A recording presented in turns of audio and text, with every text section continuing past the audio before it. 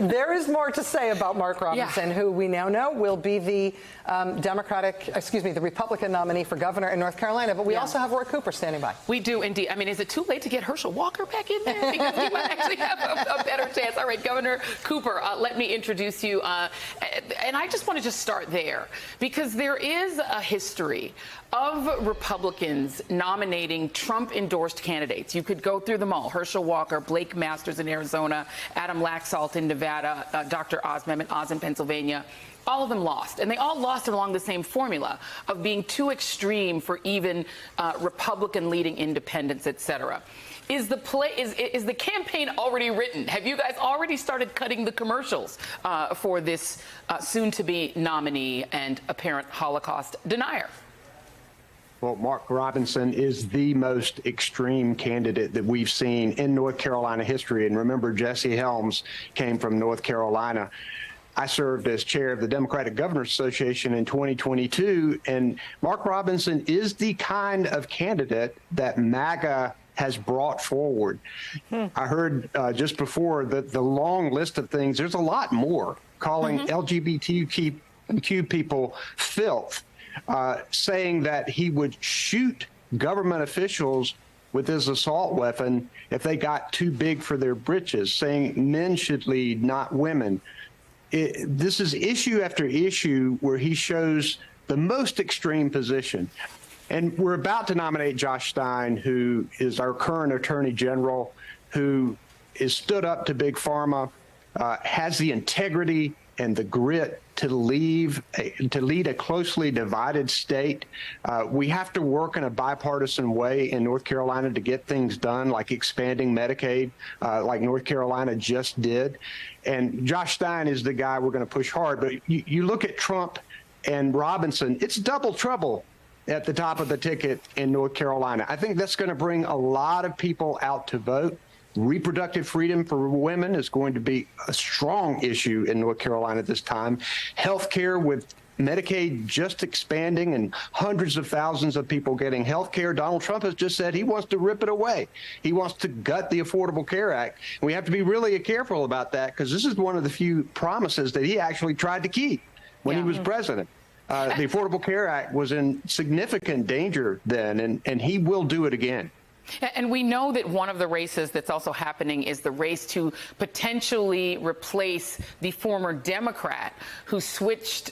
You know, you've got a lot of intrigue around abortion, obviously, and there is now a supermajority in your state that is poised to essentially rob women of their reproductive rights. Do you think that is going to be the primary issue in November, or at least a primary issue?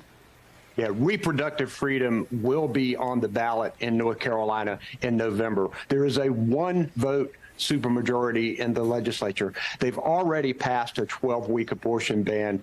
Republican leaders have said they are coming back for more. People are going to get energized in North Carolina. You've got Donald Trump, who goes around bragging that he overturned Roe v. Wade with his 3 appointments to the Supreme Court, and this is one of the few times he's told the truth. That's the truth. And then we have Mark Robinson, who is against abortion under any circumstances with no exceptions. We know that we're going to work to get a Democratic governor elected. We believe we can win this state for Joe Biden. He has targeted North Carolina. This was his closest loss last time. We're the 3rd fastest growing state. Our blue cities are getting bluer. We believe we can win this race for Biden. And with this undercurrent, we're going to be working very hard to break the supermajority in the legislature so that a future Governor Stein's vetoes can be upheld, and we can stay out of these culture wars and protect women's reproductive freedom and protect our public schools and continue to fight climate change and do the things that we know the people of North Carolina want to do. Mark Robinson does not reflect North Carolina values, and we're going to show that in November. Really quickly, because I am a bit obsessed with North Carolina. In 2004, this was one of the 3 states that Democrats who were sort of behind the scenes sort of were thinking could be a flip state. It is a state that Barack Obama did win by 14,000 votes in 2008. He only lost it by about 90,000 votes in 2012. And I went through a deep dive today on these races. Your state loves your governor's races, and actually the turnout in your two re-elects was higher than the turnout for either of those two presidential elections that I just discussed. 2.8 million people voted for you in your re-elect, and that's higher than voted in the presidential races. But there have been also some narrow losses. This is a narrow state. Cheri Beasley, who was the former leader of your Supreme Court, the former Chief Justice of your Supreme Court, she lost narrowly, 47.3% to Ted Budd, a very extremist anti-abortion candidate who got 50.5%. So this is a very narrow state. How do you then sort of, what is the strategy to make sure that it doesn't go that way again? Because Ted Budd is also an anti-abortion candidate. You have seen that kind of candidate be able to slip through. So what's the strategy against Mark Robinson? Is it just literally running ads, letting him talk, and letting him say his extremist things? Because it is a state that could flip either way. Well, I'm very proud that I appointed Cheri Beasley as the first black woman Chief Justice of our state Supreme Court. And she only lost that race by about 400 and some votes in 2020, one of the saddest losses that I have seen. But the National Party did not support her in 2022 when she ran. And there was a difference of many millions of dollars in what Ted Budd and the groups that supported him spent in this race and what she spent. That's why it's so critical that the Biden campaign target North Carolina. We can win this state for him, and we can win with our slate of statewide Democratic candidates as well. And we've got to get them energized. This is going to be a choice here. And I think people are slowly wrapping their minds around the fact that this is going to be a Trump-Biden rematch. I think tonight's primaries, people will begin to come to that realization. And when they do, they're going to have a choice of a Joe Biden who wakes up every morning thinking about the American people and a Donald Trump who wakes up every morning thinking about himself. This will be a stark choice. Democracy will be on the ballot. Women's reproductive freedom will be on the ballot. And I believe the American people will respond positively to Joe Biden's accomplishments, which have been extraordinary. When you look at this Congress and how they have a hard time doing anything, Joe Biden did more his first 2 years than most presidents could hope to do in 2 terms.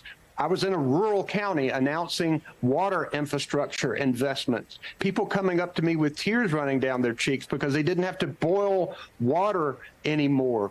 Talking to people who are actually getting their homes connected to high-speed internet who didn't have a chance to do that before. These are investments that the Biden administration has brought about, generational investments. We need to work hard to tell this story during the next few months. And the contrast is going to be extraordinary. Rachel. Governor Cooper, this is Rachel Maddow here. I'm really grateful to have you here with us tonight, especially with this timing and so much drama around what's happening in your state.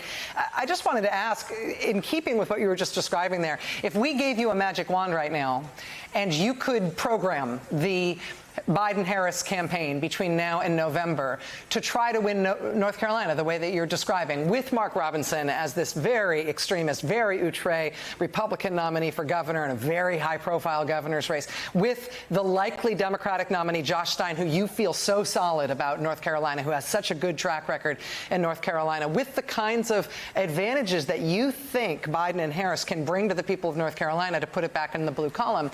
How would you program their campaign? What issues would you structure their ads around and their campaign appearances around to give them the best shot to win North Carolina? Well, if we can get people to the polls, we win. This is going to be a strong turnout election, and we have to show the stark differences between these candidates. The people in North Carolina, the majority of them support a woman's right to choose. Yet Donald Trump, Mark Robinson, and the Republicans want to take that away. The people of North Carolina strongly support Medicaid expansion and getting people health care. Donald Trump, Mark Robinson, who opposed Medicaid expansion, Republicans, they want to take that away. These are the issues that matter to everyday people at the kitchen table. And we have to make people realize that they do have a stake in this. I understand how people can be turned off by politics right now. The vitriol out there is so rampant. But at the same time, we need to let them know that there has never been a wider choice here, a more different choice than they have right now. These are polar opposite candidates.